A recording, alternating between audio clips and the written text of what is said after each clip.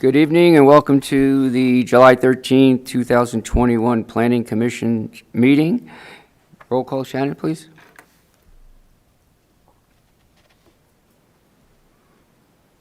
Messina, Here? Fleming, Here. Ingalls, Here. Lutrip, Here. Mandel, Here. Rumpler, Ward. Okay, thank you. Can we stand for the pledge, please?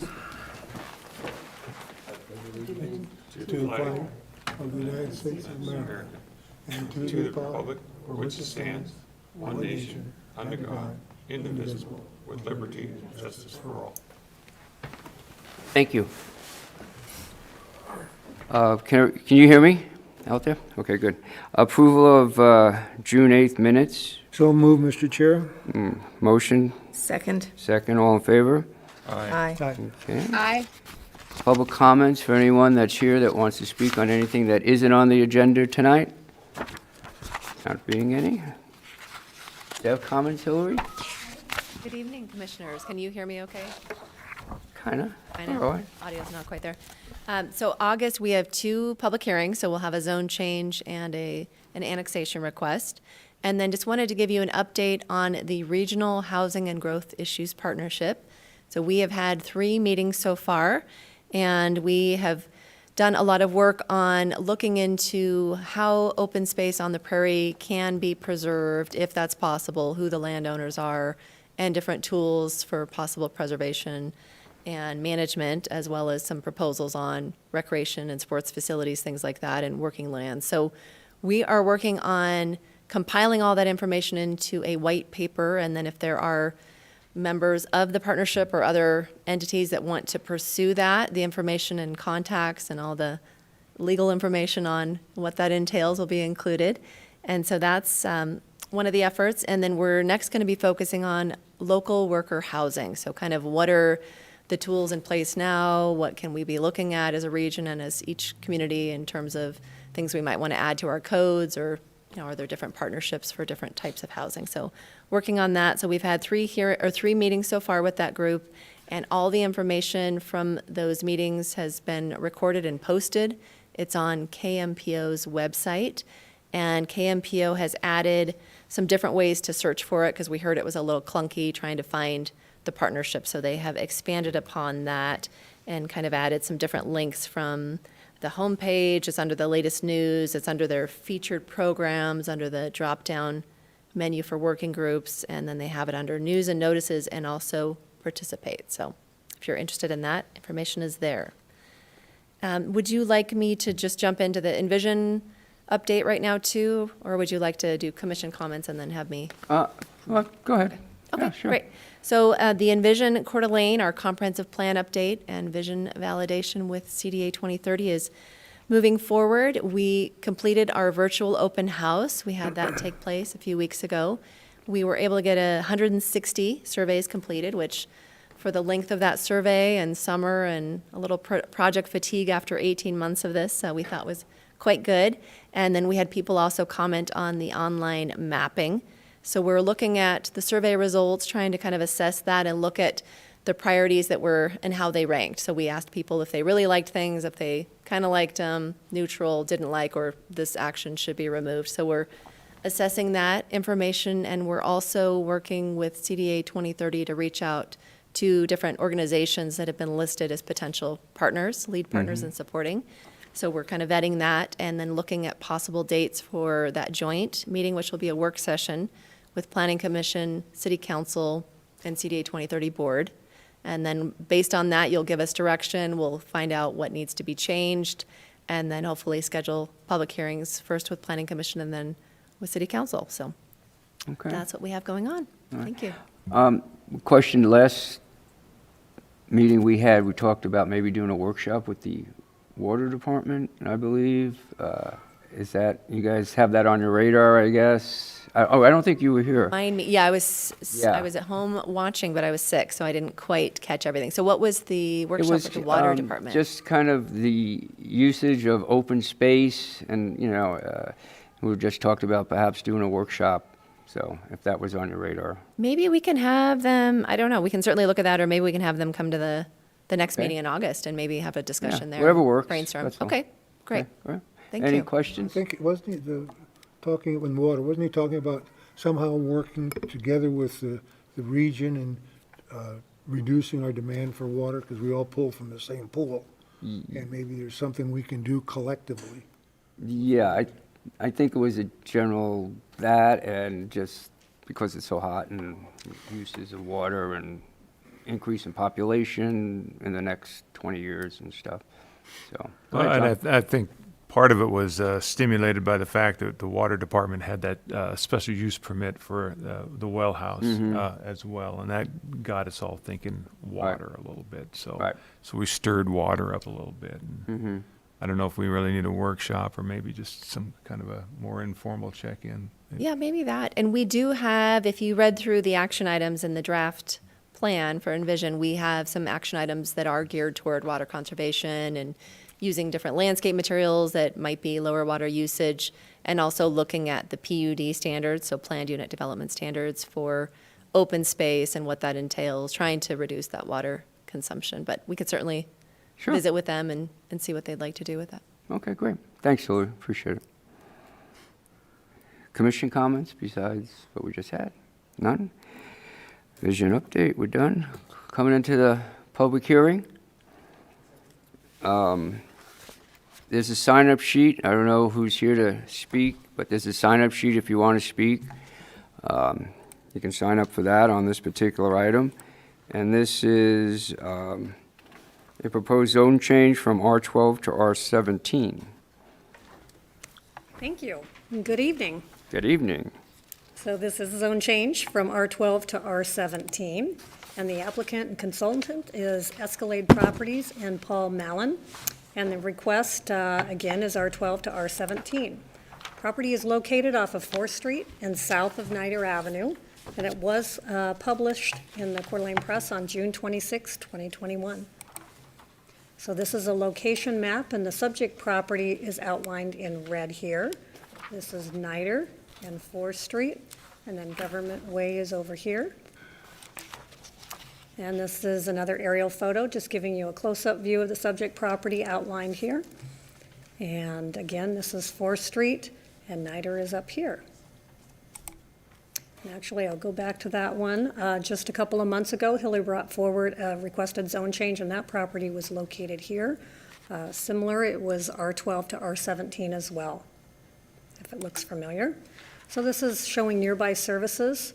This is the outline of the subject property in the red, and Global Credit Union is here, Niter Avenue, Costco, and then there's a neighborhood commercial use here.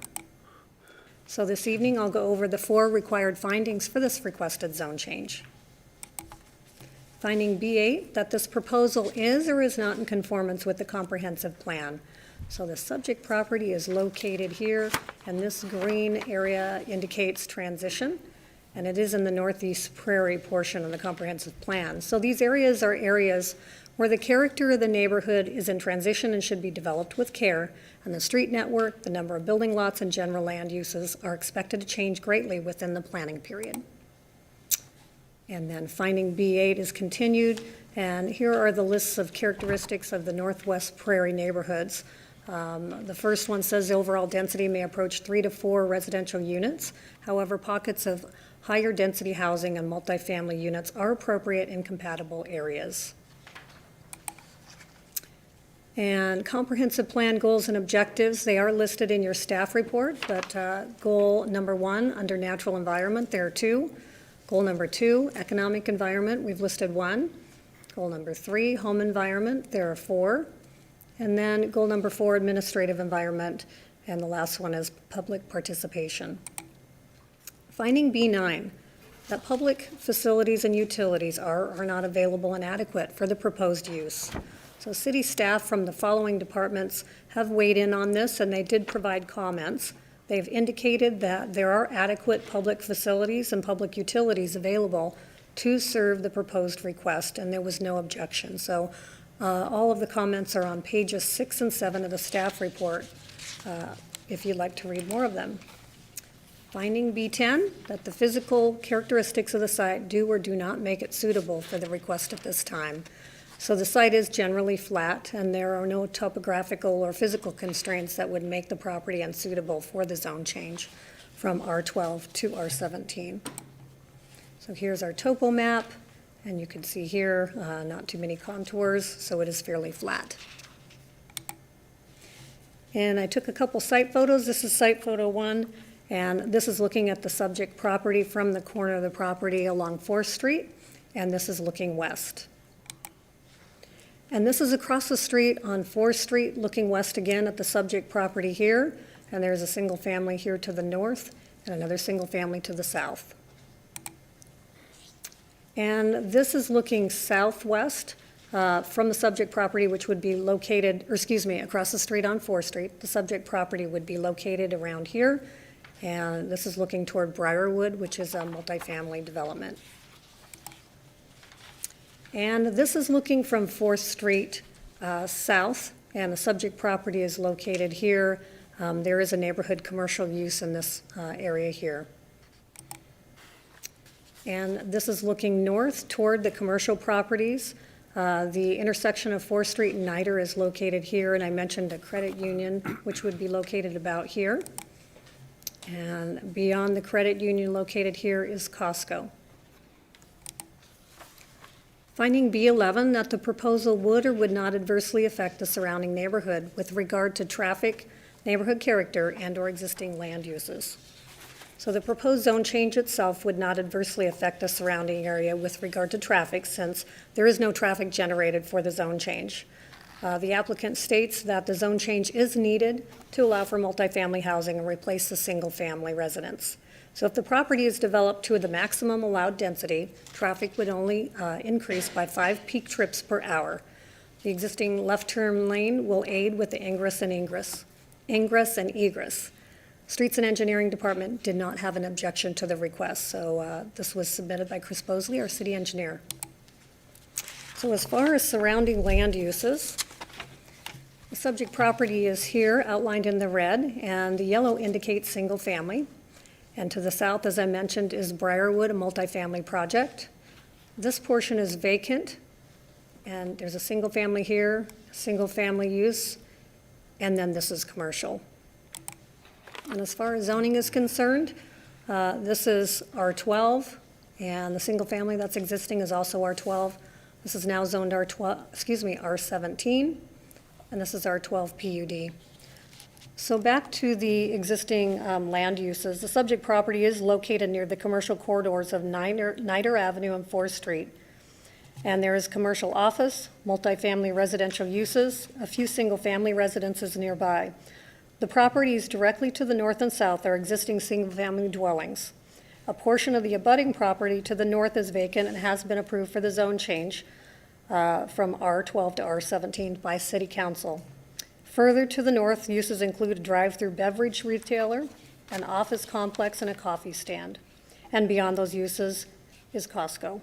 And to the west and abutting is subject property, is a single family, and then beyond that is Briarwood Townhomes, a multifamily development. And then across the street along 4th are residential uses. And then southeast is a neighborhood commercial use. So proposed R17 zoning district is intended as a medium to high density residential district that permits a mixed use of housing types. It includes single family, duplex, and multifamily. And this district is established in those areas that are not suitable for lower density residential due to the proximity of the more intense types of land use, and appropriate as a transition between low density residential and commercial districts, or as a buffer between arterial streets and low density residential districts. And this is a list of the principal uses that are permitted in the R17 zone. This is located in your staff report, and on the list includes multifamily housing. This is a zone change map. The subject property is outlined right here, and as I mentioned, ZC 121 was one that was recently approved, and that was for Habitat for Humanity, and there's been a number of zone changes over the years in this area. So decision point is to provide a recommendation to the City Council regarding the proposed zone change from R12 to R17 on approximately 0.47 acres. And the Planning Commission will need to consider this request and make appropriate findings to approve, deny, or deny without prejudice. Any questions for staff? Questions for Tammy right now? Nope. No hand raising out there from Okay. Commissioner Mandel? Thank you. Nope. Okay, thank you. At this time, the applicant will come up and give us a presentation. Is the applicant here? One of you like to go up? Yeah, you want to give us, Go up to the podium for a presentation?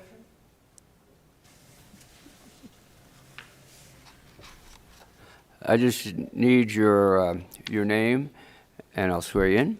Okay, Paul Mallon, And do you swear to tell the truth, the whole truth, nothing but the truth, so help you God? I do. Okay, go right ahead. Okay, we would like to do the zone change on this to multifamily because we've seen the tremendous shortage in available homes. We are in the property development business, and we've got a number of properties around that we're working on.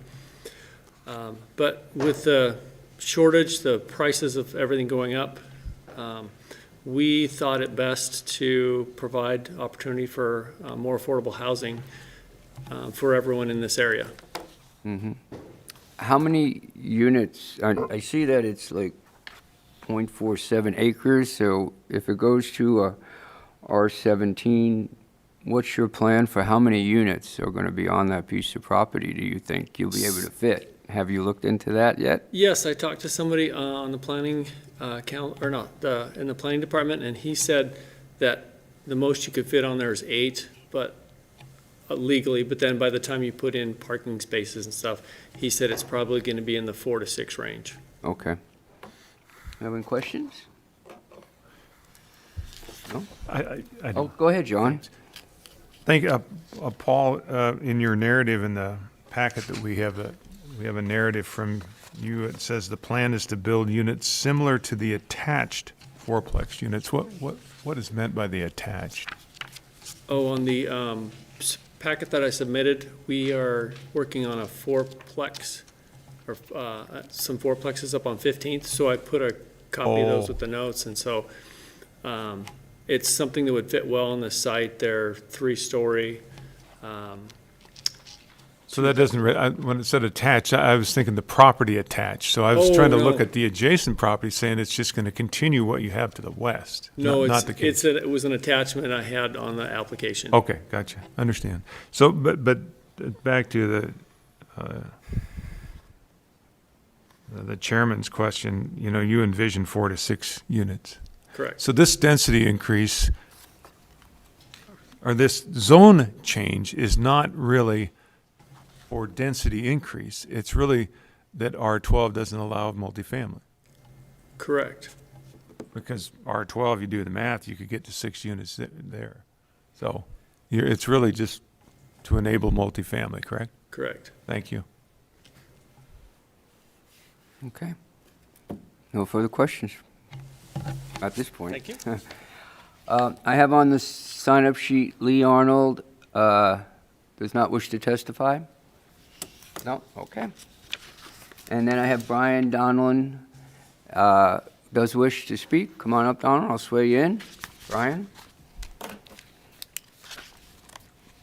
Just state your name and the city you live in.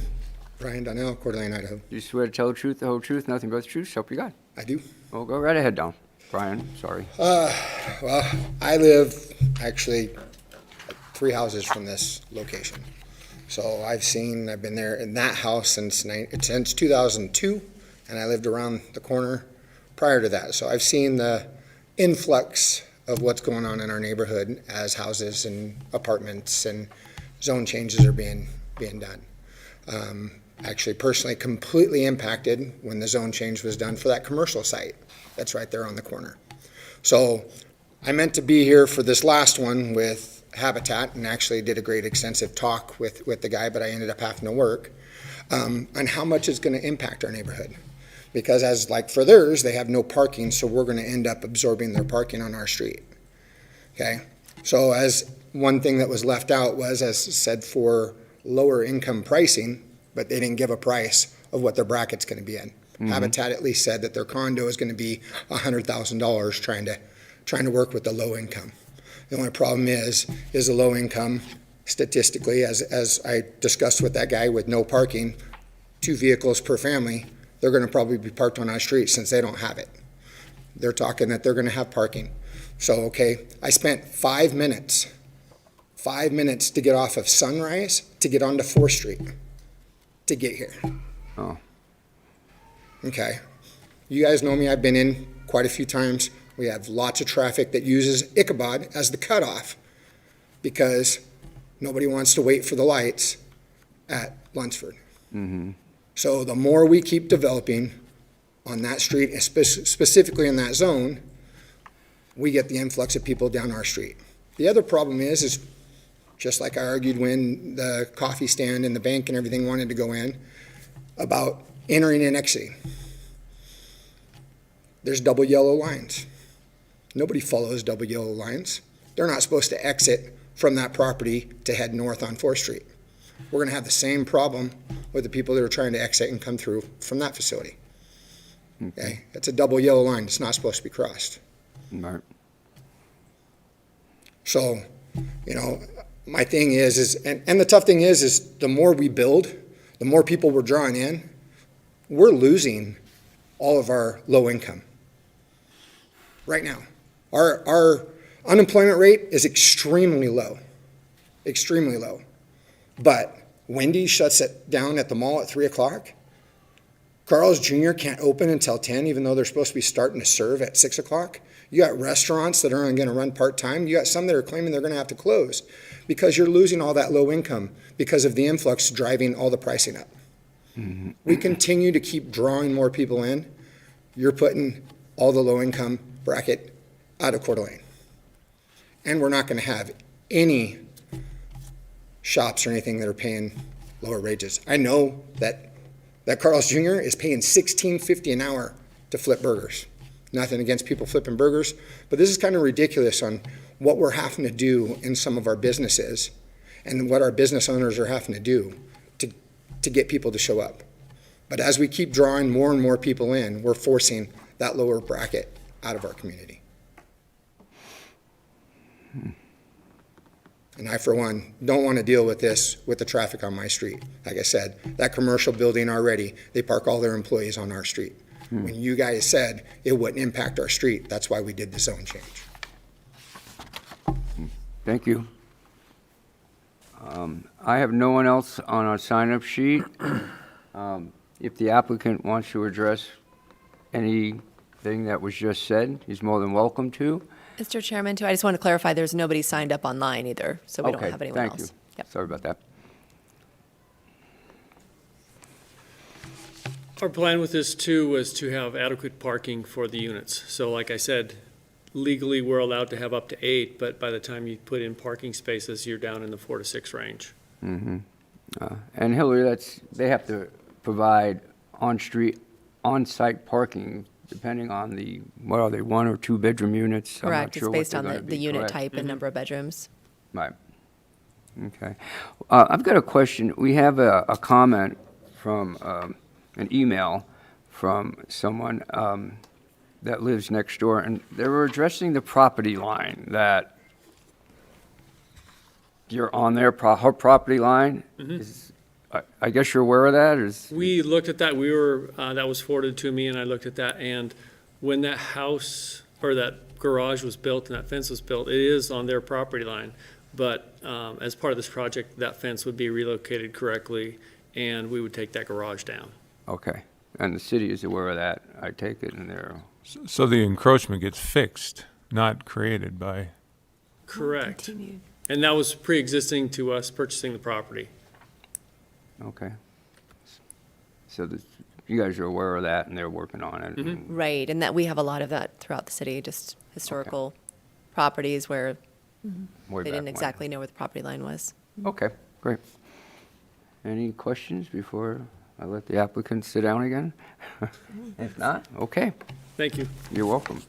At this time, I'm going to close public comments and bring it to the commissioners for discussion, and go right ahead, John. well, I'd like maybe to throw a question out to either colleagues up here or perhaps Hillary, but, the notion of affordable housing, and we know we have a lack of inventory. Rents are going up, housing prices are going up. It's hard to find someplace affordable. We talk about missing middle housing and workforce housing, or whatever the term is. But, more inventory helps, doesn't worsen the situation, correct? If it, whatever the price range might be, inventory helps. I mean, I would envision these units to be, maybe they don't meet the technical term of what affordable housing would mean, which would mean that, the person making the mean wage Right. doesn't spend more than 33% of the wage, income on the housing there. It may or may not meet that technical definition, but it would certainly create opportunities more affordable than a lot of other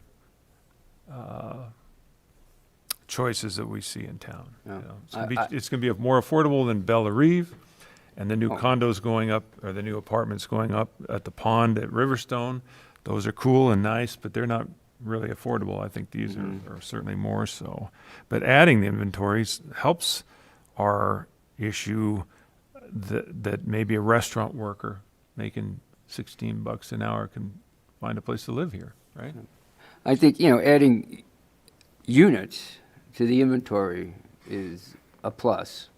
What someone can afford, that's a different story.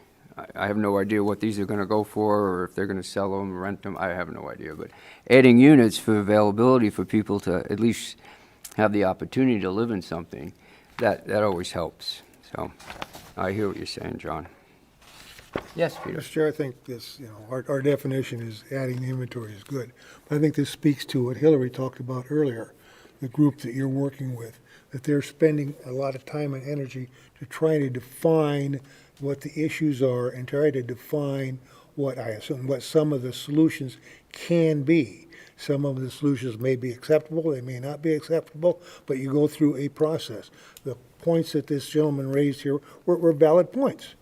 However, there has to be a process, and you and your groups be congratulated on taking this on, because as a result of that, hopefully we'll have a little bit better definition as a community about what's going on, because we all face the same issues. I believe we want to have affordable housing, we want to have housing available for people, we want to keep local, we want to keep jobs. We're all looking towards the same thing. How can we get there? Thank you. Any other comments? Commissioner Mendel, you have anything you would like to add? We can't see you, but. Yeah, I do. Can you hear me? Yes. Yes. Just to add to the discussion, I appreciate Commissioner Nichols' comments. The truth is that it's not only inventory, I think it's also just diversity. Having housing options that are more than just single family, I think it's really important. Can you make it out? Defining affordable, I think we know is complicated, but having diversity in housing as well as inventory to take some of the pressure off the market and to ensure some at least accessible housing for the workforce, I think is important, and it seems that this is very compatible with the surrounding area. Were you able to,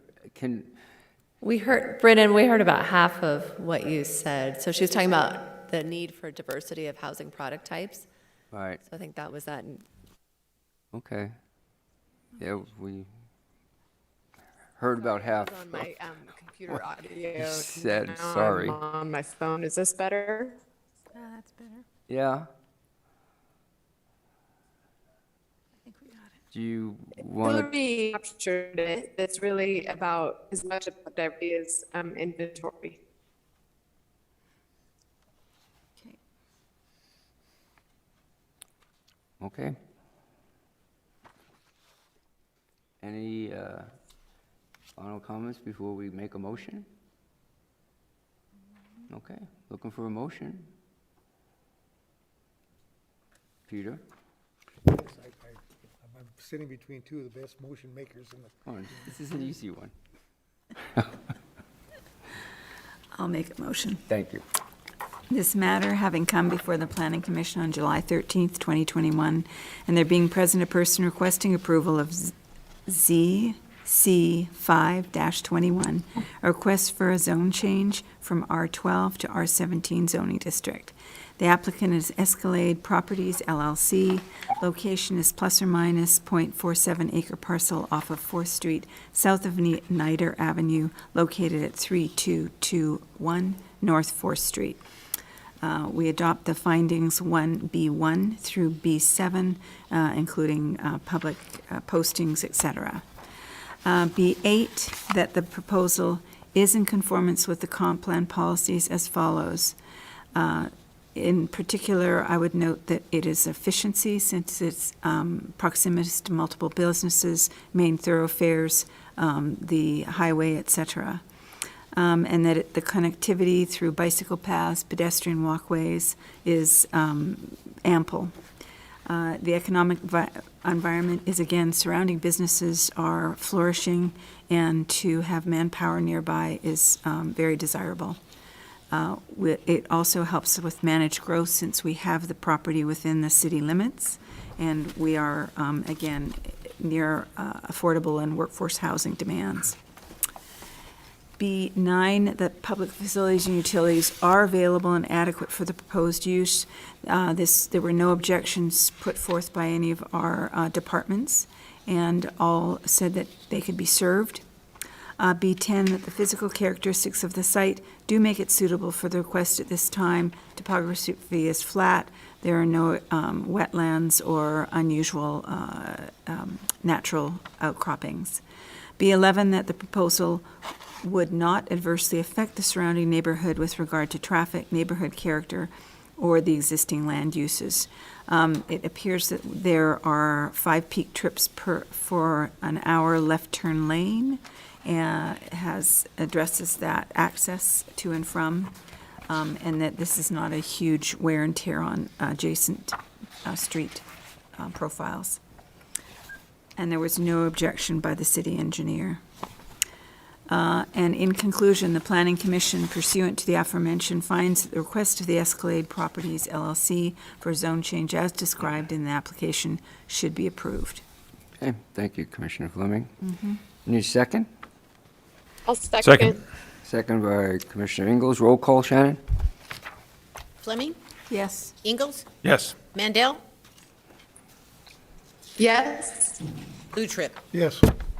Okay. ZC-5-21 is approved. Make a motion to adjourn if there's no further business. So move, Mr. Chair. Seconded. Second, all in favor? Third. Aye. Aye. Aye. We are adjourned. Aye. Thank you all. Thank you.